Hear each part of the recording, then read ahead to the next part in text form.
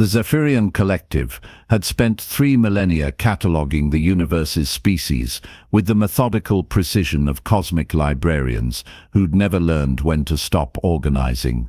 Their vast databases contained over 14 million sentient species, each neatly filed under categories like promising but slow, technologically competent but emotionally stunted, and the ever-popular extinct due to stupidity. It was a remarkably comprehensive system that had successfully predicted the rise and fall of countless civilizations, except for one particularly troublesome entry that kept defying every algorithm they'd ever designed. Humanity occupied a file marked classification pending for the better part of 2 centuries, which was roughly equivalent to academic purgatory in Zephyrian terms. They were too primitive to be considered truly dangerous, yet too adaptable to be dismissed as another evolutionary dead end. Most species that reached the stars did so through careful planning, technological mastery, and the kind of methodical progress that made sense to beings who'd evolved past the need for things like emotions or spontaneous violence. Humans, on the other hand, had apparently strapped explosives to metal tubes and hoped for the best, and somehow it had worked. Vex the Hala Kronos, the collective's leading xenobiologist, had devoted the last 47 years of her considerably long life to solving what she'd come to call the human problem. Her colleagues found her obsession amusing, particularly since humans posed no real threat to galactic civilization. They were scattered across a few dozen systems, constantly fighting amongst themselves, and seemed incapable of maintaining peace for longer than a standard galactic month. They were the cosmic equivalent of watching a particularly violent reality show, entertaining, but hardly worth losing sleep over. The breakthrough came, as these things often do, from the most mundane of observations.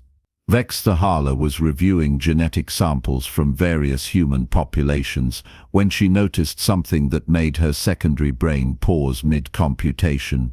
The genetic markers weren't evolving forward, they were regressing, unraveling in patterns that suggested something far more complex than simple evolutionary pressure. "Fascinating," she muttered, her mandibles clicking in what passed for excitement among her species. "They're not becoming more advanced, they're becoming less." Her research assistant, a young Zephyrian named Kelmora, whose enthusiasm often exceeded her common sense, peered over the data streams. "Less advanced, but their technology keeps improving. Their weapons certainly do." "Technology isn't evolution," Vexthala replied, her voice carrying that particular tone reserved for explaining obvious truths to the willfully ignorant. "Any species can stumble upon better ways to kill each other. What interests me is what's happening to their biology. Look at these neural pathways. They're simplifying, not complexifying." The data was undeniable, if utterly baffling. Human brains were becoming more efficient, yes, but in ways that suggested they were shedding unnecessary complexity rather than gaining it. Their emotional responses were becoming more focused, their survival instincts more refined. It was as if someone had taken an incredibly sophisticated machine and was gradually removing all the parts that weren't absolutely essential. "Perhaps they're just naturally selected for violence," Kelmora suggested. "Their history certainly supports that theory." "Violence?" Vexthala's laugh was a sound like wind chimes in a hurricane. "My dear child, if violence was the key to galactic dominance, the Therlaxian Empire would still be conquering systems instead of selling vacation packages to their former battlefields. No, this is something else entirely." Over the following months, Vexthala's team expanded their research to include historical human genetic samples dating back to their pre-spaceflight era. What they found would have been laughable if it hadn't been so terrifying. The genetic regression wasn't random, it was following a pattern like a biological countdown timer that had been running for thousands of years. They're not devolving, Vextella announced to her research team during their weekly briefing, her voice carrying an edge that made everyone's sensory organs prickle with unease. They're molting. The silence that followed was the kind reserved for moments when someone announces that the fundamental laws of physics might need a slight revision. Kelmora was the first to find her voice, though it came out as more of a whisper. Molting. But they're not arthropods. They don't have exoskeletons. Not physical molting, Vextella explained, pulling up a three-dimensional display of human genetic patterns. Evolutionary molting. Look at these patterns. They're identical to what we see in species that undergo radical metamorphosis, except this is happening over generations rather than individual life cycles. The implications hit the room like a collapsing star. Every species in the collective's database had followed predictable evolutionary paths, gradual refinement, technological advancement, eventual transcendence to higher planes of existence or comfortable extinction. But humans weren't following any known pattern. They were preparing for something. Nexfile, the team's evolutionary theorist, studied the data with the kind of intensity usually reserved for watching one's homeworld get consumed by a black hole. If this is accurate, then everything we've observed about human behavior suddenly makes sense. Their aggression, their adaptability, their refusal to follow conventional developmental patterns, they're not bugs in their evolutionary code. They're features. Features for what? Kelmora asked, though her tone suggested she wasn't entirely sure she wanted to know the answer. For whatever they're about to become. The research team worked with the desperate efficiency of beings who'd suddenly realized they might be studying something far more dangerous than they'd originally thought. Cross-referencing historical data revealed disturbing patterns, periods of rapid human technological advancement that coincided with genetic marker fluctuations, population movements that seemed random but followed underlying biological imperatives, and most troublingly, gaps in the historical record that suggested previous metamorphosis events. Here, Nexfile highlighted a section of data that made everyone's breathing apparatus pause. Approximately 12,000 years ago, there's a complete genetic reset in human populations, not extinction. Replacement. As if the entire species underwent simultaneous metamorphosis. And before that, Vexfile asked, though she suspected she already knew the answer. Similar patterns going back at least 50,000 years, possibly longer. The data gets fragmented beyond that point. The room's atmosphere seemed to thicken as the implications sank in. Humans weren't a single species evolving along a linear path. They were a cyclical phenomenon, a biological process that periodically reset itself to a more primitive state before beginning the cycle anew. And each cycle seemed to be getting shorter. The current phase started approximately 4,000 years ago. Nexfile continued, her voice taking on the mechanical quality that Zephyrians adopted when delivering particularly disturbing information. Based on the acceleration patterns we're observing, the next metamorphosis event should begin within the next few decades. What triggers it? Kelmora asked. Stress, Vexfile replied simply. Population pressure, resource scarcity, external threats. All the conditions that currently exist in human space. The collective had been watching humanity spread across the galaxy, dismissing their chaotic expansion as typical primitive behavior. They'd assumed human aggression and adaptability were evolutionary quirks that would eventually be refined away as the species matured. They'd been wrong. Those traits weren't being refined. They were being honed. Emergency sessions were called. The greatest minds in the collective gathered to analyze the data, hoping to find flaws in Vextella's research that would restore their comfortable assumptions about human primitiveness. Instead, they found corroborating evidence from their own historical records, references to mysterious species that had appeared throughout galactic history, dominated their local regions through inexplicable adaptability and aggression, then vanished as suddenly as they'd arrived. The pieces fell into place with the inevitability of a gravitational collapse. Humans weren't newcomers to the galactic stage. They were returning veterans, the species the collective had encountered before. The ones they'd dismissed as extinct or transcended had been previous iterations of humanity. Each cycle produced a slightly different variation, adapted to the specific challenges of their era, but following the same fundamental pattern. And now, the galaxy's current configuration was providing the perfect stress conditions for the next transformation.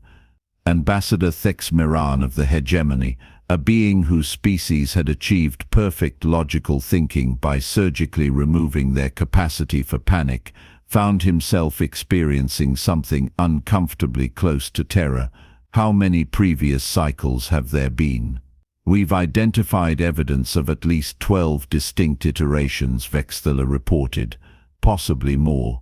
Each one dominated their local galactic region for several thousand years before the metamorphosis reset occurred, and we've been inadvertently creating the conditions for the next one, Thexmiran stated, his voice carrying the flat certainty of someone who'd just realized they'd been building their house on an active volcano. The collective's policies toward humanity suddenly looked less like benign neglect and more like elaborate preparation.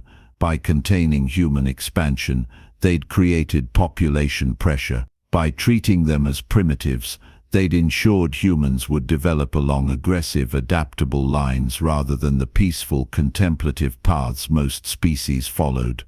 By providing external threats and challenges, they'd been effectively training the species for its next evolutionary leap. The question, Nexval observed with the kind of calm that comes from accepting inevitable doom, is what form the next iteration will take. Analysis of the genetic trends provided some disturbing hints. The simplified neural pathways weren't reducing intelligence, they were optimizing it for specific functions. Pattern recognition was becoming more acute. Spatial reasoning was improving. Most significantly, the genetic markers associated with individual identity were becoming less pronounced while those linked to collective behavior were strengthening. They're not just becoming more efficient individually, Kalmora realized, her voice barely above a whisper. They're becoming more coordinated as a species.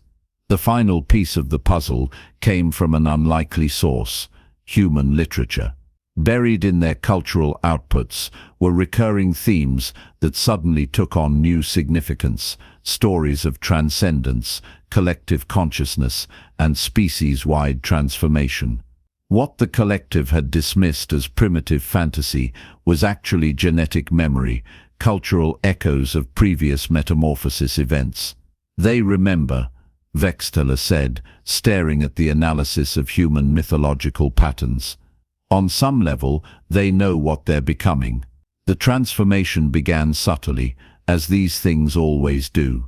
Minor increases in human coordination during military operations, slightly improved communication efficiency in their colonies, small upticks in technological innovation rates. The kind of changes that could be dismissed as statistical noise if one weren't looking for them. But Vexthala was looking, and what she saw made her wish she'd chosen a nice, quiet career in asteroid mining instead of xenobiology. Human populations across the galaxy began exhibiting synchronized behavioral patterns, not obviously coordinated, but showing statistical correlations that shouldn't have existed across such vast distances. Their technological development started focusing on specific areas: communication networks, transportation systems, and most troublingly, biological modification techniques. They're preparing the infrastructure, Nexval observed with the detached fascination of someone watching their own execution, building the systems they'll need for the next phase. The collective's response was swift and predictably useless. Emergency sessions produced lengthy debates about intervention strategies, none of which addressed the fundamental problem. How do you stop a biological process that's been running successfully for tens of thousands of years? Some suggested direct military action, until someone pointed out that external pressure would only accelerate the transformation.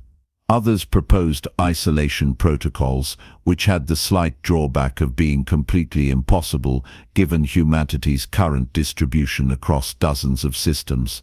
A few optimistic souls suggested diplomatic solutions, apparently forgetting that you can't negotiate with evolution. In the end, the collective did what most advanced civilizations do. When faced with problems beyond their control, they formed a committee and scheduled regular meetings to monitor the situation. The metamorphosis, when it finally began in earnest, was nothing like what their models had predicted. There were no dramatic physical transformations, no obvious changes in human appearance or behavior. Instead, something far more subtle and infinitely more terrifying began to unfold. Humans started working together with an efficiency that defied every known principle of individualistic species behavior. Not through obvious coordination or communication, but through an almost unconscious synchronization of effort that produced results far exceeding the sum of their individual capabilities. Their technological advancement accelerated beyond anything in recorded galactic history, not through breakthrough discoveries, but through the kind of systematic, coordinated research that usually required centuries of careful planning. It was as if every human scientist had suddenly gained access to a shared knowledge base that allowed them to build upon each other's work with impossible precision. Most disturbing of all, they began expanding again, not through the chaotic, aggressive colonization that had characterized their previous growth, but with the methodical precision of a species that knew exactly where it was going and why. They're not becoming something new, Vexthalar realized as she watched the latest reports from human space. They're becoming what they always were, underneath all the primitive behavior we mistook for their true nature. The galaxy's apex predator had never been humanity as the collective understood them. The scattered, quarreling, barely civilized species they'd been observing was just the larval stage. The real apex predator was what emerged from the metamorphosis, a coordinated, efficient, inexorably expanding force that made their previous incarnations look like children playing with toys. And the collective, with their careful cataloging and their comfortable assumptions about evolutionary development, had spent 2 centuries inadvertently nurturing it toward maturity. As Vexthalar filed her final report, she couldn't help but appreciate the cosmic irony of the situation. The most advanced civilizations in the galaxy, with all their wisdom and technological sophistication, had been playing the role of unwitting gardeners, carefully tending to the growth of something that would inevitably replace them all. The apex predator was never humanity's enemy. It was humanity's destiny, patiently waiting through millennia of apparent primitiveness for the right conditions to emerge. And now, thanks to the collective's own helpful interference, those conditions had finally arrived. The galaxy would never be the same. Then again, it never had been. It just took a few million years for most species to notice.